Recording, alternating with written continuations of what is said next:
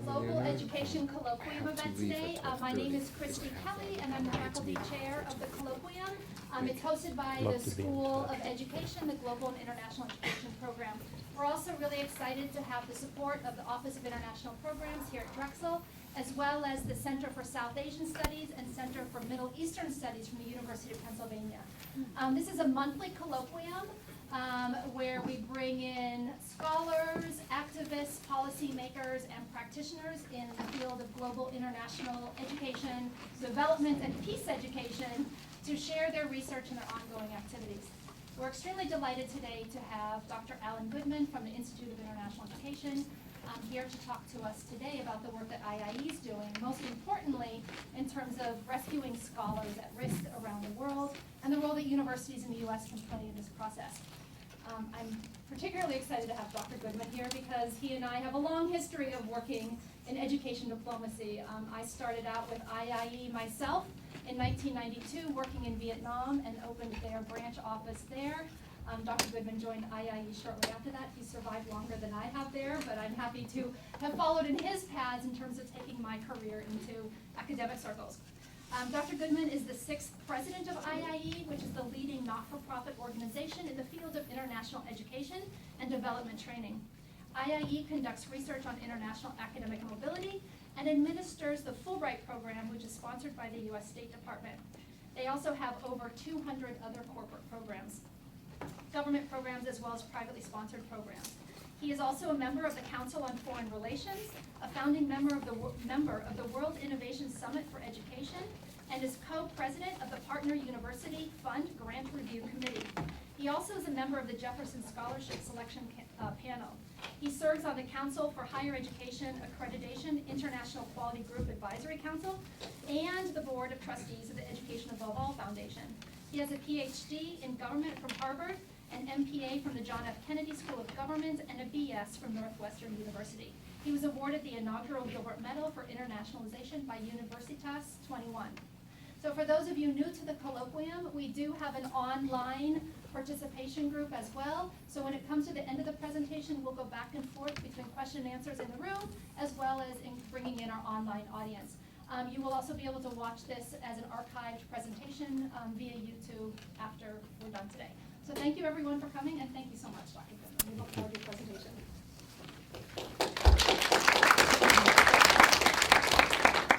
And if you ever want to open an office in a challenging environment, let me recommend Christy as your first director. It was a pleasure to work with you, and you're welcome with us anytime. So I was thrilled to get the invitation to come today. I'm going to speak very briefly and then take as many questions as you have. I hope I'll know some of the answers. Not all of the answers are easy.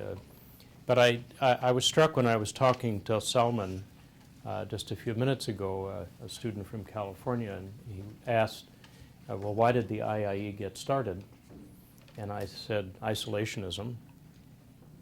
That maybe the topic ought to be changed to back to the future. Because if you think about our history and the history of international education in America, most of the normal period of that history has been a period when America was an isolationist country, when the foreign policy of our country was either neutrality or outright isolationism, when we banned immigration for the most part. And the good thing about international education exchange and the IIE is we were able to work. It's really easy to work in good times where there's peace, where everybody wants to study in everybody else's country, but we have managed to find ways to work and help people when those are not the dominant sentiments. Now, we started in 1919. There was already a problem with that because we were supposed to start in 1914.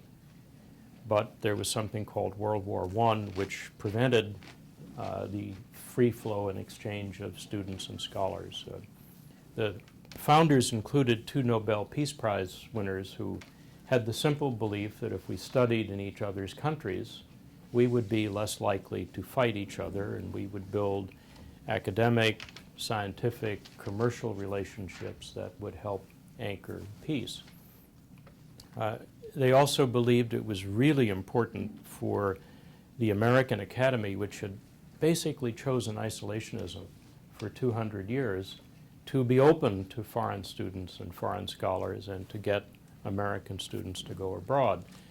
So that was 1919.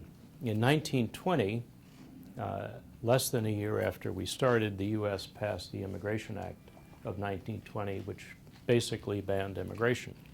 It set quotas for all of our grandparents that you could only come if they descended from people from Ireland or Italy or Russia, based on the number of Irish, Italians, Russians in the 1880 census.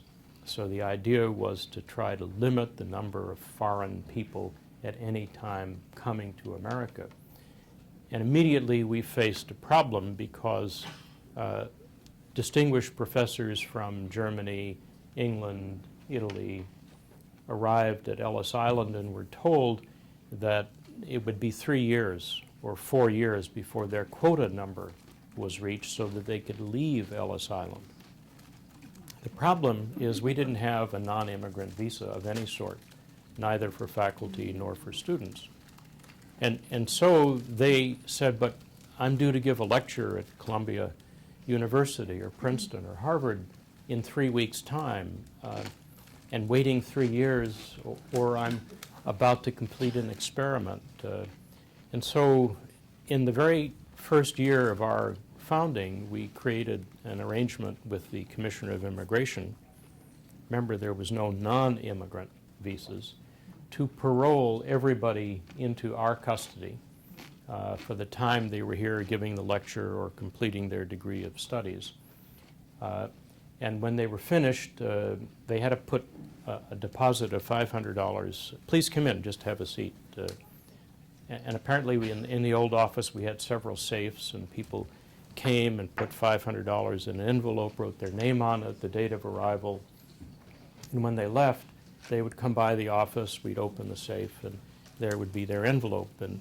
And the deal with the U.S. government was we would do an annual census of how many foreign persons had come to the United States, where did they come from, what were they studying, what were they lecturing on, and when did they go back home. And $500 was a lot of money in those days. Mm-hmm. And you had a pretty good record of who not only came, but who went back home because they wanted to get their money out of the safe.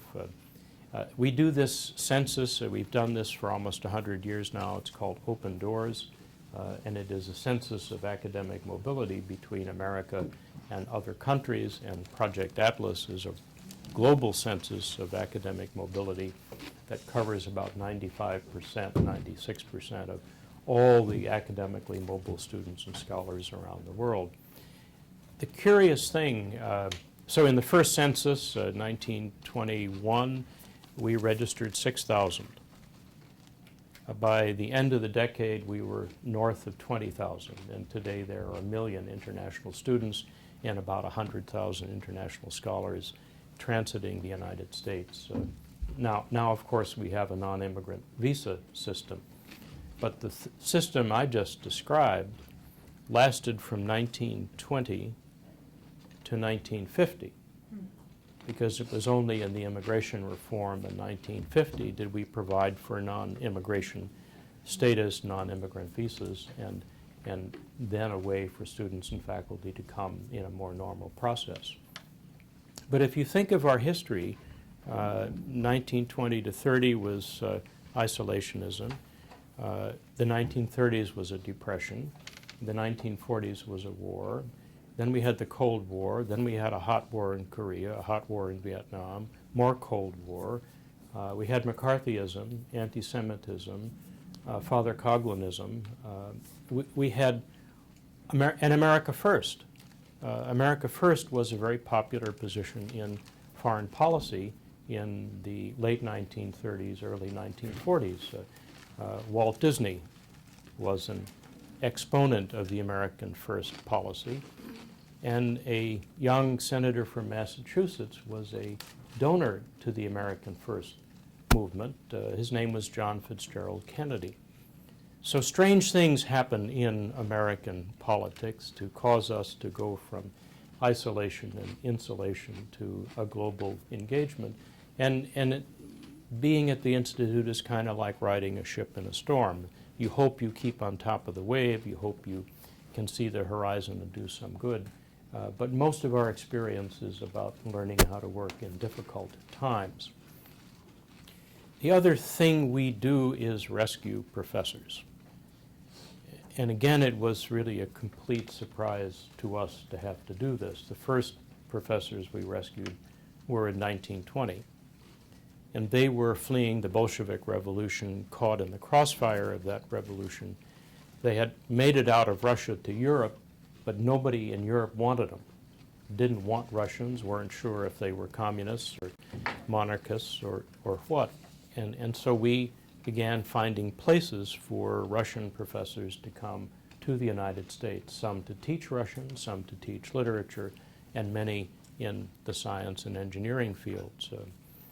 From the Bolshevik Revolution, we did the Spanish Civil War. The Italian invasion of Ethiopia brought many Ethiopian scholars here. There was, of course, the Nazis, and for nearly a decade we rescued scholars from the Nazis until we were shut down and World War II began in earnest. We rescued scholars after World War II from all the civil wars that were happening in the wake of World War II, from the Soviet Union, the Soviet satellite countries, the uprising in Hungary, the invasion of Czechoslovakia, Tiananmen. And it seems like every year since 1920 we have rescued a few scholars, a few hundred, a few thousand. It is an amazing record of American universities taking in, and it was largely until recently American universities taking in scholars from all over the world and realizing that it was a duty of American higher education to rescue science and learning. And that's the other part of my topic. Why is this necessary? Why do we do it? And how do we do it? We, in the past year, have gotten, just to give you some idea of the metrics, 1,000 applications to rescue professors. And we have no idea if the real number of people needing help is 1,001 or 10,000. For example, we've had no requests to be rescued from North Korea. And I would imagine there are scholars in North Korea, and I would imagine they feel pretty worried on an average day, and they may need rescue, but there's not a way for them to get to us. Scholars from 110 other countries have reached us. We've placed them in about 50 different countries, not just the United States, but really all over the world. We don't require that they speak English, for example. So if you're a 50 or 55-year-old woman or man fully able to teach as a distinguished professor in your own country and in the language of that country, it's an impossible burden to say, we'd love to save your life, love to have you come to Philadelphia, but you got to be fluent in English. So we place scholars wherever they can teach. We do a 2-year fellowship. We ask the host university to match the stipend that we give the scholar, because we're not in the asylum or refugee business. We're focused on people who have an immediate threat, and if we can get them out of harm's way, there's time for the war to end, the regime to change, the terrorists to be captured. And even in very dangerous places, we've rescued about 200 Iraqis in the past 5-6 years. Half of them have gone back, and back to their teaching posts, because the militia warfare in that area has changed. Dividing lines have become more firm, but mostly because they have labs, PhD students, families, houses, careers where they are. They are not seeking semi-retirement in Florida. They really want to build and rebuild their countries. We've rescued 155 Syrian professors to date. Every one of them would go back tomorrow. And we want that to happen, because if we take everybody out and nobody goes back, what's left to rebuild? From the Nazis, we rescued 400 scholars, 4 of whom won Nobel Prizes, and one of whom was not Albert Einstein, but he was on our list. In our history, the only group of scholars that never went back in nearly 100 years were the 400 from Germany.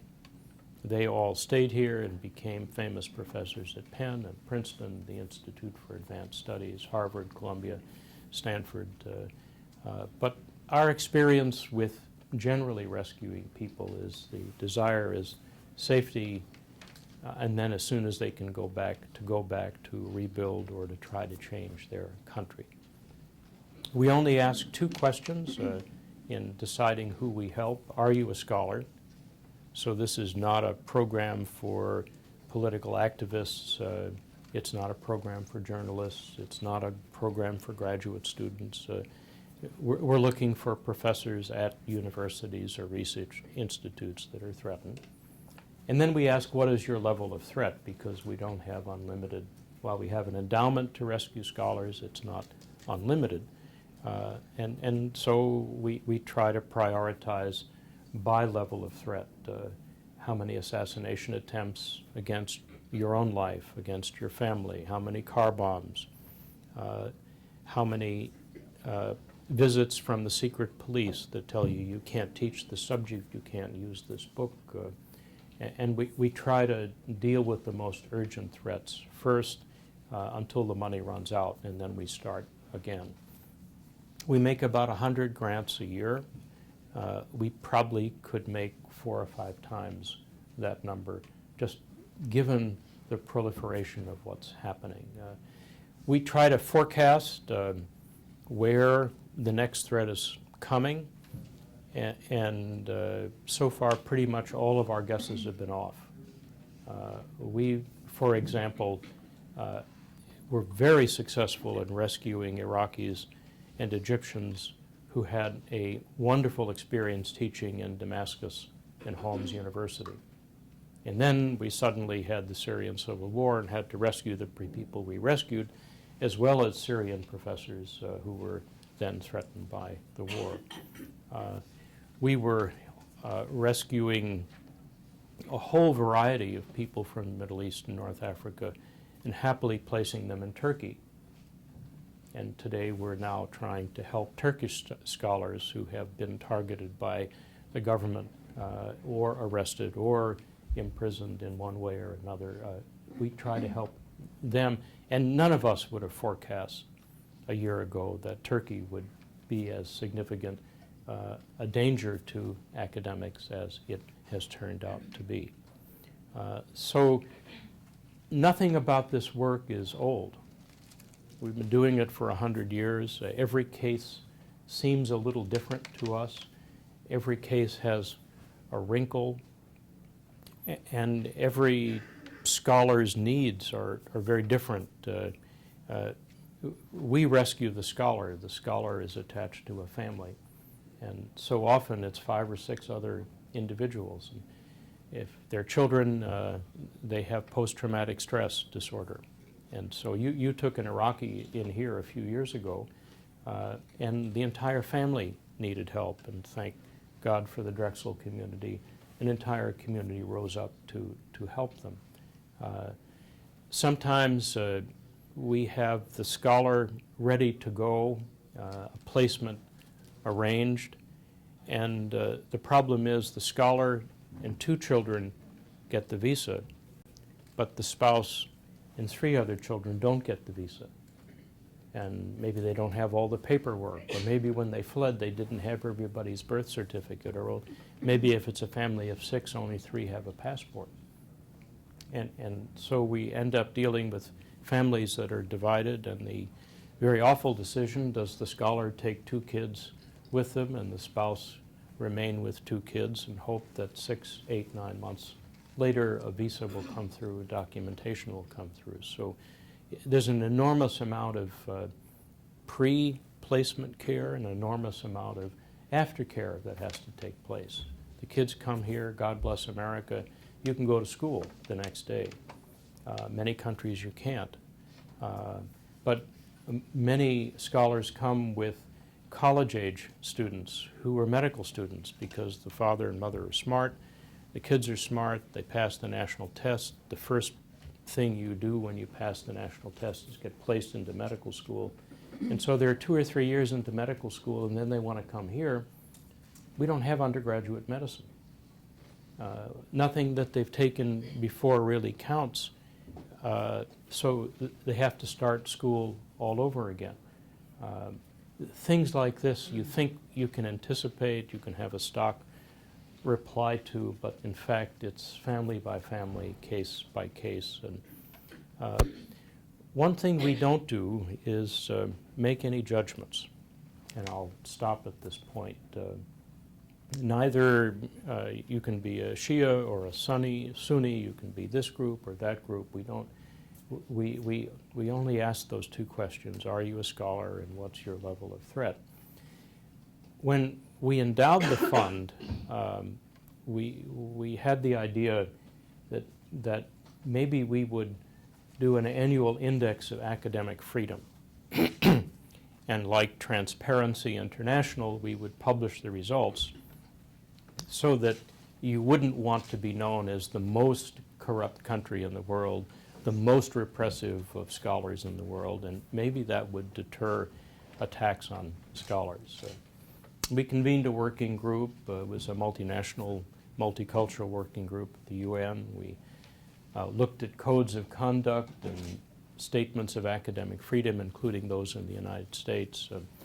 And we discovered two things. One, we had no idea what it was.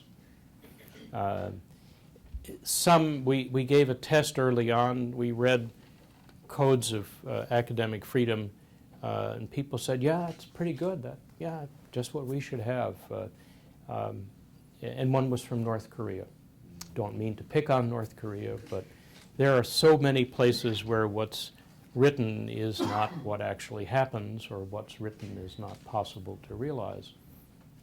And finally, we stopped the exercise and abandoned the effort to have a universal definition of academic freedom and therefore an index because I called the American Association of University Professors and asked just offhand, do you get many cases in America of people who say their academic freedom has been infringed upon? And that year they only had 1,800 active cases.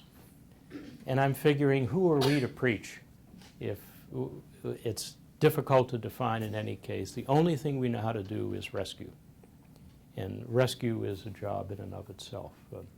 I hope that this university, and I emailed Christy the list of the latest group. I think there are maybe 20, 25 names on it of professors of all disciplines, that all genders, that we're trying now actively to place. Many are from the countries that are affected by the travel ban: Iran, Iraq, Syria, Somalia, Yemen, Sudan, and Libya. We will place them in other countries as we have the network to do that.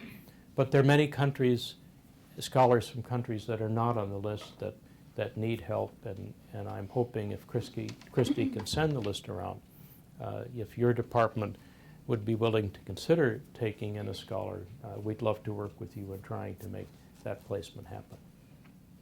With that, I'm happy to take any questions you have about any subject.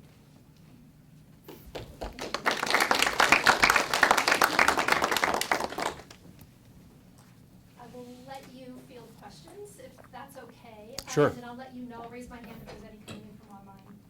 All right. Please, just tell me your name. My name is Gabrielle Morrison, and I work in the freshman admissions department here at Drexel. Great. I am curious to know, what is your rescue process? You continuously mention you rescue these scholars, especially in the high-risk environment. What does an academic organization do to rescue these refugees or scholars? Most people are not refugees. They're in hiding or they're under great threat. They're not seeking to be registered as refugees with the UN, which helps us a lot with the visas because you can come as a visiting faculty member in many countries. Usually, we hear that Mohammed needs help because he's worked with a colleague here in the United States on a scientific study, on a scientific project, on an archaeological dig, on some project, and they're close friends. And Mohammed calls the friend calls us, and that starts the process. A lot of people hear about us also just from the internet. We have a regular call for applications, and God bless mobile technology and the internet. It works even in the most stressed of circumstances. So someone contacts us and we begin to find out what are their circumstances, where are they, where would they need to go, what are their qualifications. And we've rescued people from prison cells to New York City. We've rescued people that are in hiding in other people's homes or in diplomatic missions. We've rescued people that, if it's relatively easy to leave your country for a week or a weekend to attend a scientific conference, the scholar arranges with the family to leave, which means leaving everything behind as if you were leaving just for a short time. Then they get to where the conference is and they go to the U.S. Embassy or consulate or some other government's consulate, and the consulate calls us and says, we have Professor X with family. They have made an application to the Scholar Rescue Fund. So every circumstance is so incredibly different. And one thing that is striking about professors is they're incredibly dedicated and they're not smart. Because they're under, most of the ones we deal with have been under threat for a year, 2 years, 3 years, and they just can't leave their PhD students. If I leave the people I'm supervising, who will I teach? Or medical professors, usually in the parts of the world we're working, a medical professor has a clinic as part of the teaching responsibility. If that person goes, the cardiologist or the gynecologist to thousands of people goes away. The clinic closes. So they don't want to leave these circumstances until it's then much too late. And often we hear it's the children. We get emails like, this is, I finally decided because I've not been able to let my children out of the house for 30 days. They've not seen the sun. We're afraid to go out. We know if we move from house to house, we'll be abducted. People are very reluctant to leave their teaching, leave their homes, leave their duties as academics. And that makes rescuing very, very difficult, again, on a case-by-case basis. Please. I am Kara Spiller from Biomedical Engineering. I think that the rescue Thank you for itself- your Fulbright. That's Proud right. of you. Yeah. We met at the State Department. And your Whitaker. Yeah. Yeah. Thank you. Speaking of Fulbright and Whitaker and programs like that, I feel like we need programs like this more than ever these days, and so I was just wondering if IIE has any plans to expand the number of programs that are designed to do good old-fashioned diplomacy between Americans and other countries. I always buy 2 lottery tickets every week, and everybody knows if I win what we're going to do. We're always searching for ways to expand both the regular scholarship, fellowship programs and the rescue programs. It's difficult because there are so many other needs in the world. The refugee and displaced persons need is enormous in terms of the numbers. Getting education, even secondary education, to refugee and displaced kids is very difficult. There are many needs individual countries like our own have, and government budgets. Fulbright, thank heavens, has been a bipartisan program supported for many years, and the budget has been flat for 5 years. Now, you may have noticed that prices of stuff go up every year. I'm thrilled that it's flat, because given all the other pressures on the U.S. government budget, at least we know there can be so many Fulbrights a year for Americans going out, so many for people from other countries coming here. And we'll try to raise supplemental funds to make the difference between what the cost of living has become and what it was when the 5-6 years ago when the stipends were set. But many countries are also doing things like Fulbright, and I think it's a good thing. The North American Erasmus program is trying to get people from Canada, Mexico, and the United States to be graduate students in the EU countries. So there's a growth of opportunities, but in the grand scheme of things, there's nowhere near as much resources available to have more Fulbrights, to have more Whitakers, to have more Gilmans, and we try every year to find that.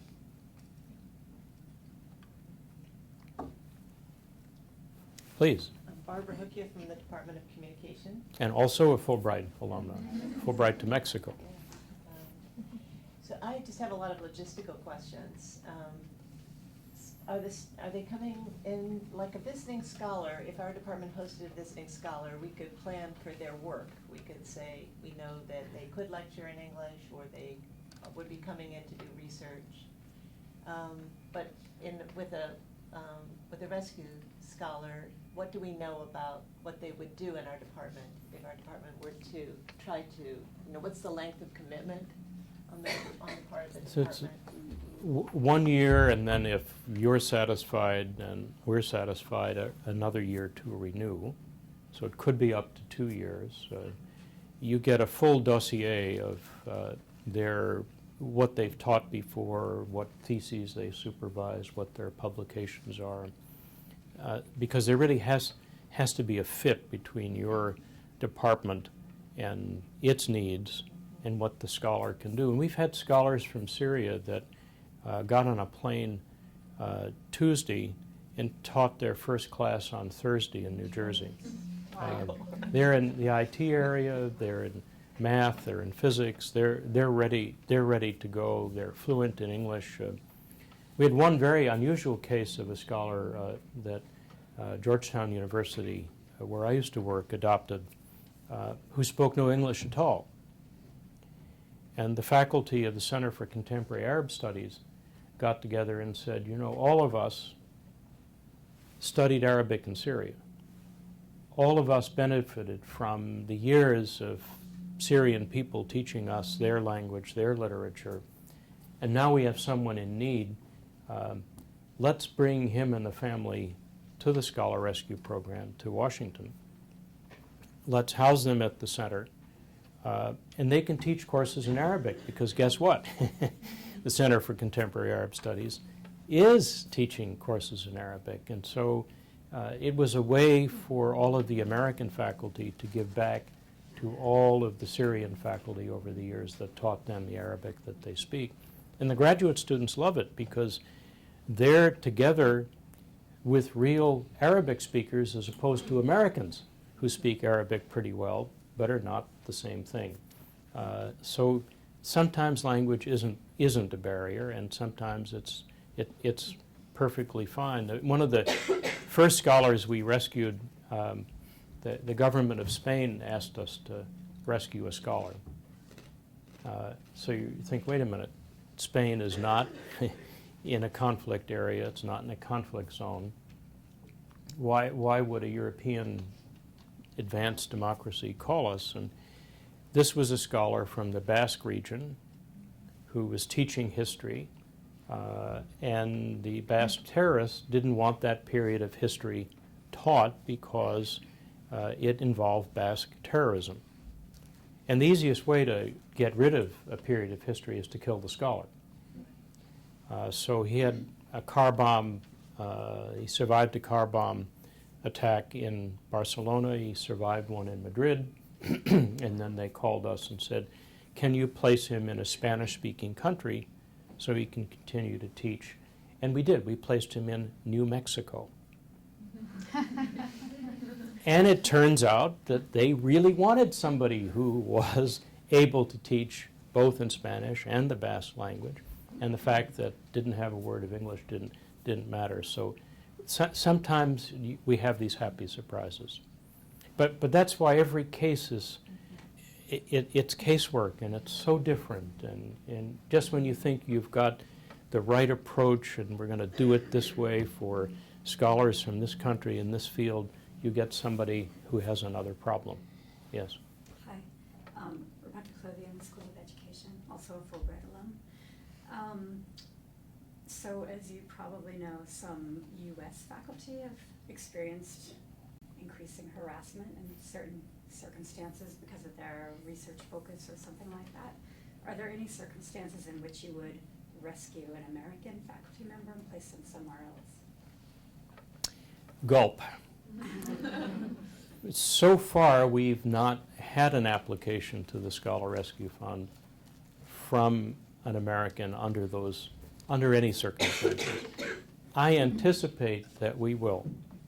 And again, we only ask two questions. Are you a scholar? And what is your level of threat? And then we try to work on the most grievous, most immediate threats first until the money runs out. So I wouldn't at all be surprised that we'll get an application from an American, but we haven't to date. Yes, please. I'm Zoe Hanamshed. I'm a freshman in biomedical engineering. And as you mentioned that some scholars have to be rescued because of the work they're doing, have you ever suffered from backlash from the government or people who have been threatening the scholar? We worry about that, of course, all the time, but no, we haven't, and because this is not a political action committee, it's not a group giving a platform for somebody to denounce a regime or a system or a religion or an ethnic group. We tend to be fortunate that everybody realizes it's a scholar,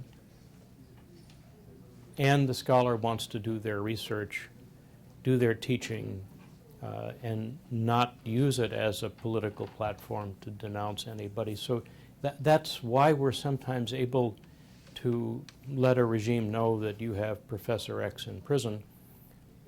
We've just awarded them a fellowship, and lo and behold, the regime takes Professor X out of prison and to the airport, and they take the fellowship up. So we try to make it very clear. These are academic fellowships. The scholars come here or wherever they go as professors, as researchers, and they do their research and they do their teaching. Thank you. Yes, please. My name is Leona Donaldson. I'm a PhD student in the School of Education. What is approximate gender ratio of the rescued scholars? It's about gender ratio of the scholars. It's about 30% female, and we, in the old days, excuse me, in the 20s, 30s, and 40s, it probably was 90% male. Sometimes the threat the scholar faces is because there is a woman and there's a fatwa against them for teaching. Or they had a Fulbright and published a book and there's a fatwa against them for doing that, and so their life becomes threatened. We're increasingly seeing women who are threatened, and I would expect, first of all, I wish we weren't doing any of this and that we didn't have to do this anymore, but I expect that we're going to see more and more women being threatened, and the numbers will creep up, but right now it's about 30%.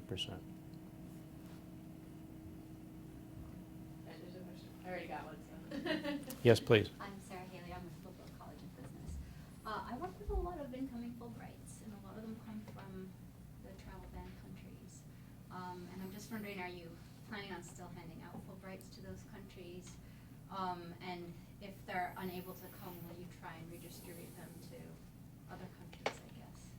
How are you managing the logistics of that? I mean, I have one that's Iranian who was accepted as a student here, so we're not sure how to, what to tell her, basically.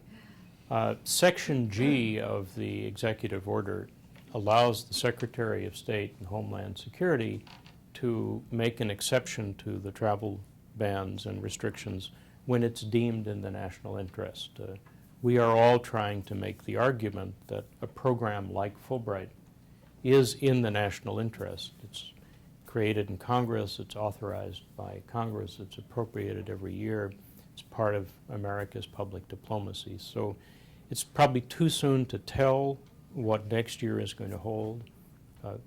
We don't give out the Fulbrights in a sense. They're given out by the J. William Fulbright Board of Foreign Scholarships, which is a presidentially appointed board, so they have the final legal authority under our laws to say you get a Fulbright, you're applying to the Netherlands, you've got it, not got it, and then we implement their decisions. So I think this is a time of uncertainty, but there's no question that the Fulbright program on a global basis is in the national interest, and we hope that argument will prevail.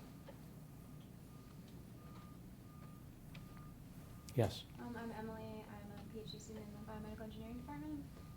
So after the rescues have fulfilled their fellowship here, if they still feel threatened in their home country, do you guys help support them to stay here, or do they have to? So the theory is that wars and conflicts do eventually end, and I know some of the professors have to leave, and appreciate you coming. And that's not unrealistic, although none of us can forecast when the Syrian civil war will end. But the other part of our theory was that if we've gotten you out and in a new teaching environment, and you've learned to teach your math, your physics, your medicine in another academic setting, it might be possible for you to continue to teach as a visiting professor, and many universities have kept, especially the Syrian faculty, on as visiting professors. We've had people get tenure who really want to go back, but the conditions just make it impossible for them to go back. So we try to help them make that transition. And again, that's really hard, because a 55-year-old senior professor with many publications and awards is not used to going to the Chronicle of Higher Education every week and saying, who's looking for a teaching assistant, or who's looking for an assistant professor in this area. They're used to having achieved a status, being given a status. So we work with them to prepare a CV, to make applications. One person on the team is constantly looking for jobs, looking for fellowship opportunities, additional research opportunities all over the world, so that if the scholar can't go back, they're then able to apply to something else and continue. And we've had some scholars that have gone back in 2 years. We've had some scholars that it took 4, 5, 6 years, but then they go back. And some scholars that feel they can never go back, which is a shame, but they don't come here with that outlook to begin with. Yes, please. Hi, I'm June. I'm June from. I'm a senior in operations management, and I was just wondering what are the main fields of study where most scholars asked to be rescued from, or are rescued from mostly today? Mainly the STEM fields. And again, I wouldn't have forecast. I would have said we're going to be rescuing so many political scientists or political activists that you wouldn't believe. It's a tiny number. It's science, engineering, math, and medicine. Medical professors, because if we kill the professor, we close the clinic, is the way the terrorist reasons. The STEM faculty, because often they're the most prestigious person at a university. And if you can intimidate that person or kill that person, then you've intimidated the whole university, faculty, students. So you get, in a sense, more bang for your buck by going after these people. Sometimes it is the humanities, people that have specialized in a particular minority language or a particular period of literature that the regime or the terrorists say, we really don't want to resurrect that period of history or that language or celebrate that culture, and you become a threat to. And those sometimes are the hardest faculty to reach, because they think, how can I possibly be a threat teaching poetry? Or how can I be a threat teaching novelists? And so they have incident after incident against them, often physically violent. And finally they realize they don't have a choice but to try to seek haven. Yes? I'm Leslie Friedman from the law school. We're a pretty new school, but we have our first Fulbright student this year, which we're very Great. excited Congratulations. about. I'm wondering, once you have accepted or identified somebody who is qualified to be a rescued scholar, how long does it take to actually get them out of their country and place them? 3 to 6 months, and sometimes it can be 3 weeks. Our quickest rescue was a week, but often it's first we got to find the U.S. or foreign university that will be the counterpart. Then how many family members are coming? Does everybody have a birth certificate? Everybody have a passport? Do the kids have their transcripts if they hope to continue to school? Then everybody has buyer's remorse. Do I really want to leave? And then a bomb goes off, and then that's it. Away we go.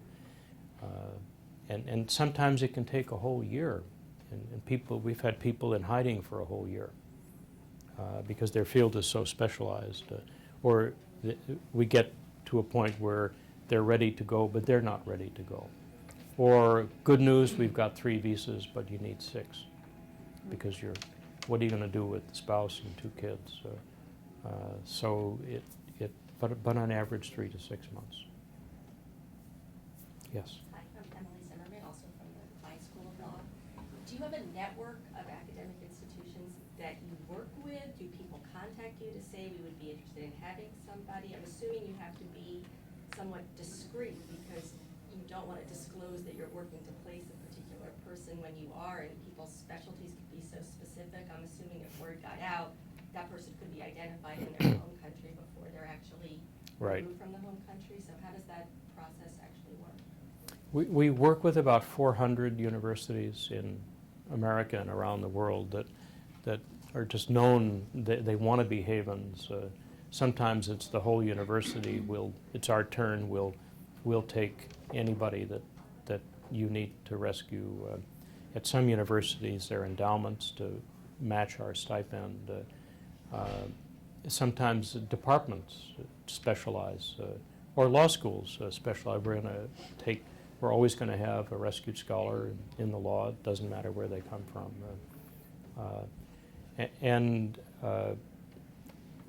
The great thing about the academic network is that it can be discreet.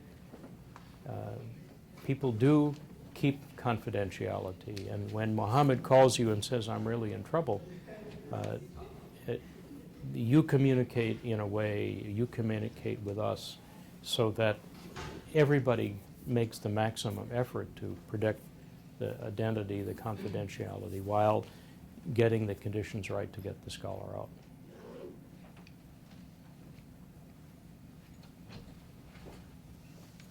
Yes, please. Are there any programs in place so if it does take up to a year to actually remove these people, people? Do you guys help facilitate like hiding spots to help decrease the level of threat, or? We do, and if I won the lottery, half of what I would do with the proceeds is to rent or buy a piece of land in some country that could be a temporary research institute where the scholars who immediately need to get out can get out too and be there 3, 6, 9 months while we're working on the forward placement, and they can address their family health issues. They were starting a research project, begin to write it up. If they're halfway through something, continue doing it. Have the kids connect to online education so they could be back. But it's first, I haven't won the lottery. And I'd probably have to be king also, because you need to have the visas. You need to have a place that says, okay, we'll take whoever from wherever, but it doesn't matter where they're from. You can be here for 6 months, you can be here for 9 months. And we take the risk as a country. What if nothing works out? Are they going to be? So I really need a country and a place, and I need a king and a queen to make sure that the immigration rules and regs make it possible to take people that countries now are saying, well, we don't want to take somebody from A, B, and C countries. But we badly need that kind of a temporary haven, and it's not inexpensive to do that. I will say here we're very grateful to the Hashemite Kingdom of Jordan, who took 200 Iraqi scholars and placed them at their universities, their hospitals, their teaching faculties. Now, Iraq is right next door to Jordan. The Hashemite Kingdom once ruled Iraq as well as Transjordan. But we were very fortunate because the royal family took a direct interest in making this happen. And sometimes they sent their car to the border and said, oh, you don't have papers? Well, that's okay. Come across. We'll work the papers out later, when someone had to really flee on an urgent basis. And we need that again, and probably I'd have to win the lottery 5 times, because we need one in this hemisphere, one in another hemisphere, one in the north, one in the south, because it's not so easy to get people across borders these days. Yes, sir, and thank you for your service. From the Military Science Department. I'm also a doctorate student in the School of Education. Was interested in, since you're talking hemisphere, how many of our rescued scholars come from the continent of Africa? If we didn't have the Middle East, probably the majority of the scholars would come from Africa, but Democratic Republic of Congo, Zimbabwe, Chad, Cote d'Ivoire, Sudan, Somalia. It's just they're really swamped when you have a Syrian civil war, an Iraqi war, when it just engulfs a whole country. Thank you. Thank you. There was one more question. Did you want to ask? It's specific to a program, so I can talk to you after, if that's okay. Great. Well, we've hit our 1 o'clock time. There's no questions online. I'm just getting started. Wow. But I invite everyone to stay. We've still got food out there. We've got a little bit of time for more informal conversation. I want to thank everyone who's been online.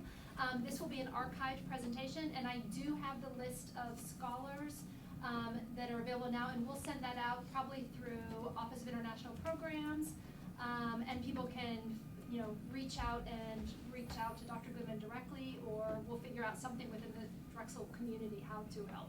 Thank you Please very much keep again. the list as confidential as you can. Of course, there are no names on it, but should your department suddenly say, gee, this specialty looks right for me, then we can provide you with the full documentation.